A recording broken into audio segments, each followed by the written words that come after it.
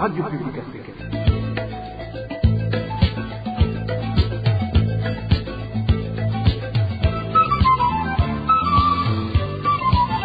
Radio Publique Africaine.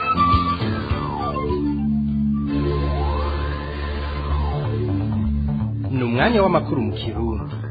Mukaba muyashikirizwa na Walter Kwizera.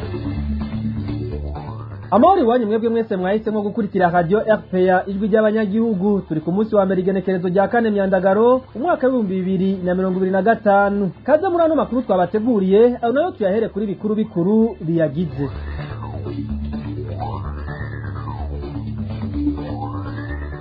Umuriro wa Nyakanga waraye wadutse kuri uyu w'Imana muri komine Ruyigi wahitanye amahegitari yababa kuri 50 y'ibiti. Muri kino gihe bamwe mu banyagihugu barangurira imirimo muri yo komine bakaba bategetswe kuba barahagaritse ibikorwa byabo mu gufasha kuwuzimya.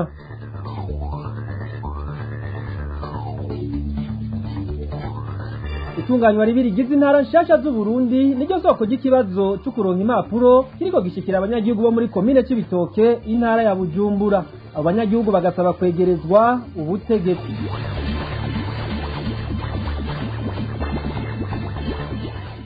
Nayo mu bijanye n'inkino turaza kurabira hamwe ingene imigwi izoserukira Burundi mu nkino za Afrika zizohuza iyo migwi n'iyindi iva mu bindi bihugu bitandukanye ukirikiri itegura. Ariko cya ku masonga mu kanya n'inkuru imwe ukwayo.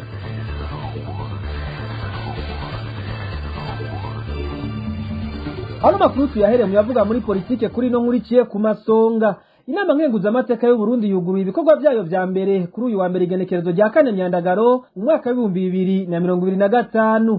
Inama yari yobowe na Josephine Nyiraneza umukenguzamateka akuriye abandi bose. Ku rutonde rw'ivyigwa hari ko gutora amategeko ngenderwa ko y'inama nkenguzamateka hamwe no gutora abagiye kurongora inama nkenguzamateka umukuru wayo n'ivyegera bibiri. Amategeko ngenderwa ko amaze gutorwa yacyarungikwa imbere ya sentare yubahiriza ibwirizwa shingiro kugira nayo iyemeze. Inyuma yaho hisunzwe ayo mategeko nyene inama nkenguzamateka izoca itora abayitwara uko ari batatu. Ico gikorwa kikaba cyabereye ku cicaro c'inama nkenguzamateka kiri Gitega kandi kikaba ari naco gica gitanga umurongo wa politike y'inama nkenguzamateka mu kiringo c'imyaka 5 iri imbere. Mu bijanye n'intwari ibereye naho abanyagihugu bo muri zone Rukana muri komine Cibitoke intara ya Bujumbura basaba leta y'u Burundi kwegereza ubutegetsi abanyagihugu kugira bashobore kuronswa impapuro za nkenerwa biboroheye. Ni mu gihe abo banyagihugu bategerezwa gufata ingendo ndende zibasaba n'uburyo bwinshi kugira bashikaho baronkera izo mpapuro biturutse ku itunganywa rishasha ry'intara zigize Burundi.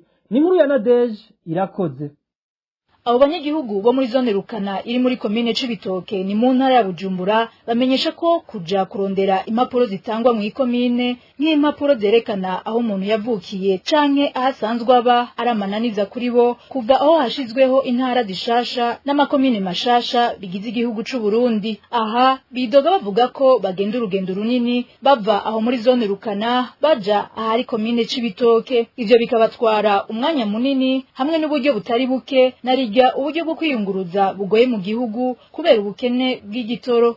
Urabona uburyo bwo kwiyunguruza nutoro ntavyo ntibitera ku munsi ku munsi kuko ko byice bashobora kuva hano mu Rukana uja mu Cibitoke ugasanga uri gukoresha amafaranga 500. Umva rero kuje nko ku munsi 10,000 amafaranga ni menshi.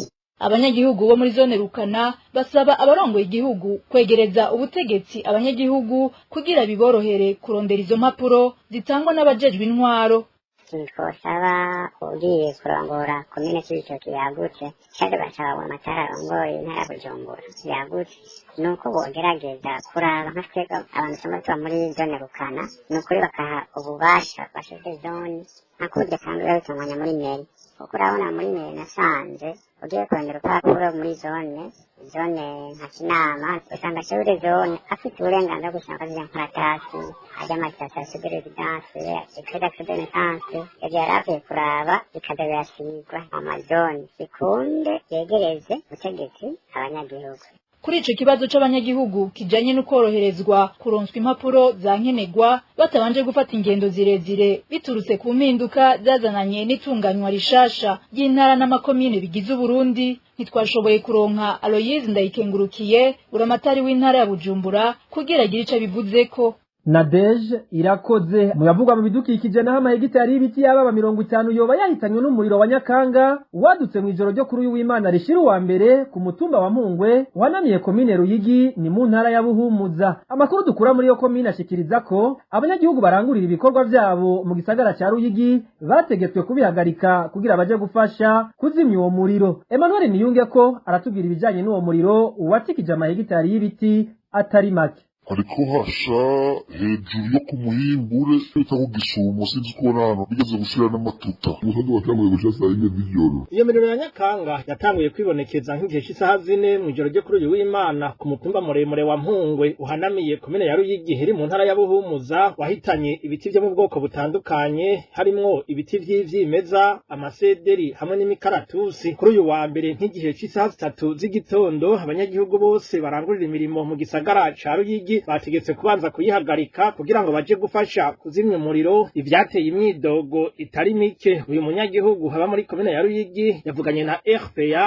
imbere y'umutaga wo kuri uyu wa mbere. Rero tuvugana ubuzima ku mugwa mukuru w'intara yagiye kera ubuzima bwahagaze amagesi arugaye amasoko arugaye amaduburira arugaye abantu bariko barafatwa baduganwa hejuru ku musozi ku nguvu kuzimya umuriro. Imyidogo mu bantu usanga ari myinshi nyene tumwumva mwene baduganwa ku nguvu mu gihe ubutegetsi bwabuze gukurikirana ibijanye no guhindura abantu bakaja gusubira iyo miriro. Kubw'amasoko yacu aho ku mutumba wa Mpungwe iyo miriro yaturiwe n'abantu batashoboye kumenyekana yoba yahitanye amahegitari yababa 50 y'ibiti bigizwe ahanini n'imikaratusi. Iyo nayo nk'uko amasoko yacu aho mu Ruyigi abimenyesha yari yatewe mu mugambi ewe Burundi urambaye watanguye mu 2018. Arakoze Emmanuel Niyunge ko amakuru twavuye turonka rero amenyesha ko naho bitari byoroshe n'igihe cy'isaha 9 z'umuhingamo abanyagihugu bashoboye kuzimya uwo muriro. Ubujanye n'umutekano naho RPA yarashoboye kumenya abantu 4 bishwe mu ntara zitatu ziri mu zigize Burundi muri iyi ndwi iheze. Muri abo bishwe harimo abakenyezi 2. Emmanuel Ndayishimiye aratubwira byinshi kubijanye nabo bishwe.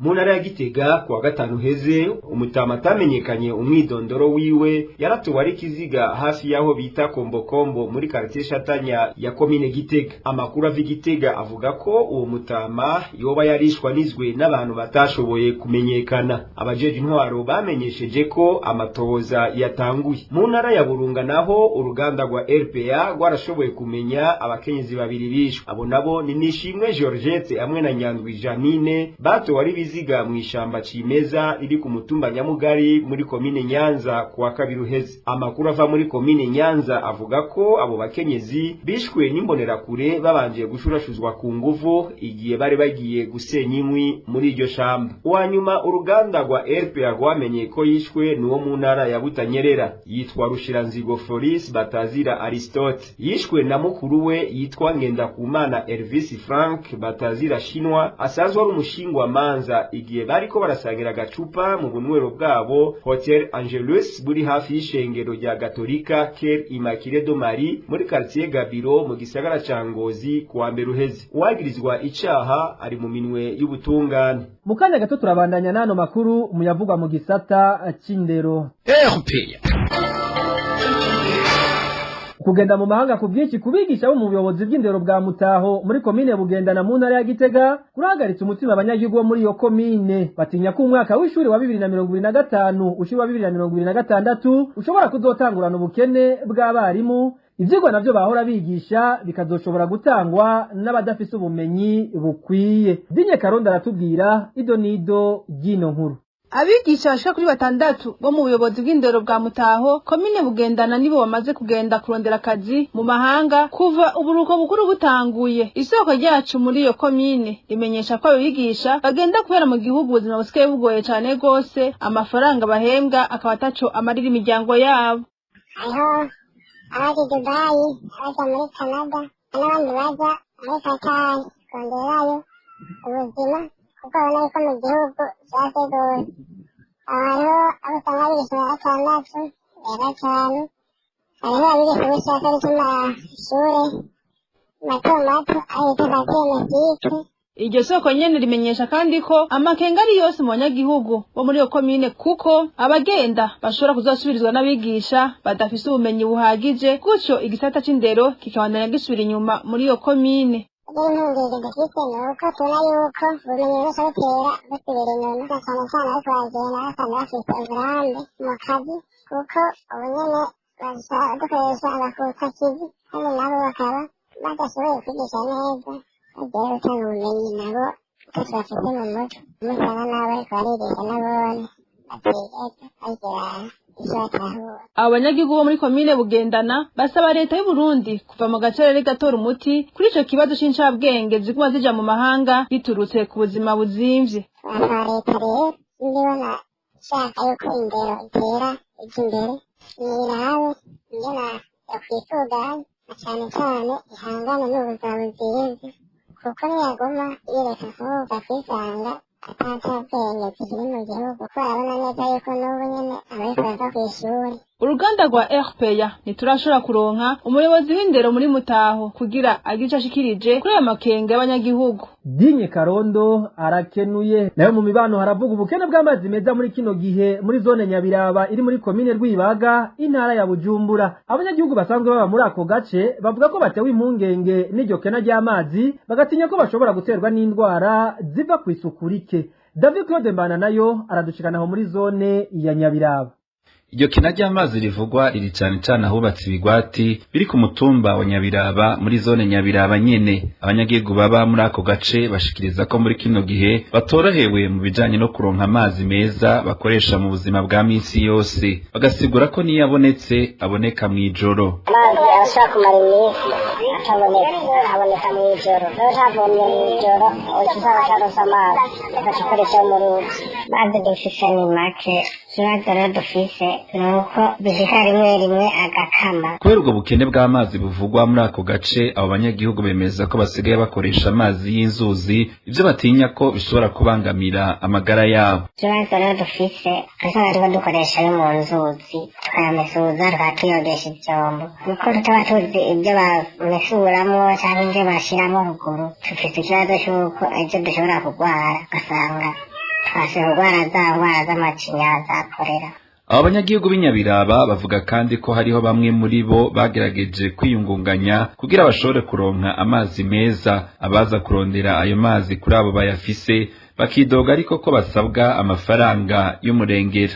Benshi baragize nyine bakikora cy'uwabo baraterateranya utuntu nyene baragura amatiyo bakora dutangi ariko abantu basaga barabarisha amahera ku kwezi 4,000 kuri umwe wese asanzwe avoma abantu kandi bakikoreshereje abenegihugu. Basaba inzego zibijejwe gukemura ico kibazo kuko amazi ariko arahara mu ruganda ntibacura. Uruganda rwa RPA rukaba rutarashobora kuronka kuri telefone Frederic Manirakiza musitanteri wa komine Rwibaga canke abarongoye ishirahamwe rijejwe gutanga amazi n'umuyaga nkuba muri iyo ntara kugira bagire ico bashikirije kuri uwo mwitwarariko w'abo banyagihugu. Arakoze na David Claude Mbana nayo. Tukivuga ibijanye n'imibano nyene haraheze ukwezi kurenga amwe mu makarte yo mu gisagara ca Muyinga ataronswe umuyaga nkuba ukwiye nk'uko vyahora mbere. Vyaturutse ku cuma bita transformateur cyahahora cagize ikibazo kigasubirizwa n'ikindi atabushobozi gifise bwo gukwiza uwo muyaga nkuba hose. Uretse uruhombo abanyagihugu babandanya kuhagirira basaba leta gushira kijisho ishirahamwe Regideso kugira itorere inyishu ico kibazo. Hervé Yuhire aratubwira uko vyifashe ahi Muyinga. Bamwe mu banyagihugu bo mu gisagara ca Muyinga baganiriye na RPA bamenyesha ko ikibazo c'ikena ry'umuyaga nkuba cyatangiye kwibonekeza aho icuma bita transformateur gihiriye haraheze igihe kitari gito, icahavuye kizanwa gusubiriza ico kindi bivuga yuko ari gito cyane ku buryo kidashobora gukwiragiza umuyaga nkuba hose nk'uko bivugwa n'uyu munyagihugu. Ikibazo c'amatara kimaze iminsi miremire cyane kuva transformateur novuga nkuru iri ku mukoni itanguye ihiye haraheze nk'amezi nk'atandatu twaciye kwinjira mu ngorane y'amatara. Iyo transformateur nkuru ihiye twaciye tumara indwi zibiri atatara ryaka mu gisagara ca Muyinga baca barazana iyindi rero ikibazo twinshi iratanga umuriro muke muke ubuhoho vyarenze haheze hafi ukwezi amakaritsiye amwe ataca amatara ubwo bukene bw'umuyagankuba rero buzingamitse ibikorwa bimwe bimwe vy'abanyagihugu uretse ko ubu igice kimwe c'igisagara kironka umuyagankuba uno munsi ikindi kikawuhabwa bukeye n'imirimo isaba umuyagankuba isa n'iyahagaze. Bamaze kubona yuko imisi igiye kuba miremire ata reparasiyo ihari baciye bafata umugambi wo kugira destage mu makaritsiye badushyira mu migwi ibiri. Uyu munsi haratsa ini parti de la ville, ejo yarose igaca iyirwa mu kizime aho nyene umuyagankuba turonka ntubukwiye kubera nk'imashini ishobora gusya ibigori usanga iri mu ngorane yo gukora neza kubera ntifise umuriro ukwiye. Muri kino gihe rero abanyagihugu bo mu gisagara ca Muyinga basaba ko haba isubirizwa mu maguru masha y'ico cuma ca transformateur gifise ubushobozi bw'icari gihasanzwe kugira ico kibazo gihari ubu gishobore gutorerwa inyishu na igihe bamaze kubisaba agatari gake. Mu ruganda rwa RPA ntiturashobora kuronka abarongoye ishirahamwe Regideso ahe Muyinga kugira bagire ico bayivuzeko. Hervé Niyuhire tuvi Muyinga tugaruke mu gisagara ca Bujumbura aho abanyagihugu bubatse amazu ku nkengera y'uruzi Kanyosha rwo muri komine Mugere batewe umutima uhagaze n'abantu baguma bimba umusenyi muri urwo ruzi bagatinya yuko amazu yabo n'ivyuma vy'ishirahamwe Regideso bihegereye bishobora kugwa mu ruzi umwanya uwo ari wo wose. Ni inkuru twateguriwe na Baltazar Miburo.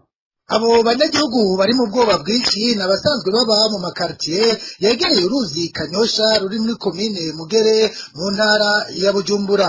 Nkuko umwe mu banyagihugu bo muri quartier Kamesa yo muri zone Musaga yavyiganiye RPA ngo abarakora umusenyi n'ubu baracibonekeza ku bwinshi ijoro n'umutaga. Iryo soko rivuga ko ivyo bintu bikorwa n'abajejwe intwaro babona. Uyu munyagihugu akabona ko amazu yabo umwanya n'umwanya ashobora kugwa mwugo ruzi. Caropora ijoro mutaga amazi yaraguye uruzi rwaragutse kandi bigakorwa abashinzwe intwaro babona musenyi kubera uja ku musozi haca abapolisi n'ibiki barawubona tuzogoba ko amazu yacu ashobora kugwa mu ruzi. Uyu munyagihugu wo muri quartier Busoro yo muri zone Kanyosha wewe avuga ko atagikozwe mu maguru masha ashobora kuba amasanganya turuse kw'abo bantu barakora umusenyi mu ruzi Kanyosha. Aha agatanga karorero ku vyuma vy'amatara vy'ishirahamwe Regideso bishinze impande y'urwo ruzi bishobora kugwa mu ruzi canke bikagwa ku mazu y'abanyagihugu kubera abo bantu bakura umusenyi mu urwo ruzi. Kwibaraje bariguye guhesheje amazu ahari bara uvuga kiguye ibintu byo kuboneka byinshi kandi kubera ubwo hejuru kuko n'ibintu byaretse by'amahotansi ari ibyo baba ariko barasemerera abantu bagapfira n'iyo nzuzi. Saho gusa rero bakiropora umusenyi mu nzuzi ziri mu gisagara ca Bujumbura kuko no mu ruzi Ntahangwa naho nyene baracyacukura umusenyi ijoro n'umutaga. Mu ruganda rwa RPA ntiturashobora kuronka Adreidi atangayo mustaneri wa komine Mugere kugira tumaze ico agiye gukora kugira ahagarike iyo ngeso ariko twamukenye. Mu kanya gato n'inkuru ya nyuma y'ano makuru yerekeye inkino. RPA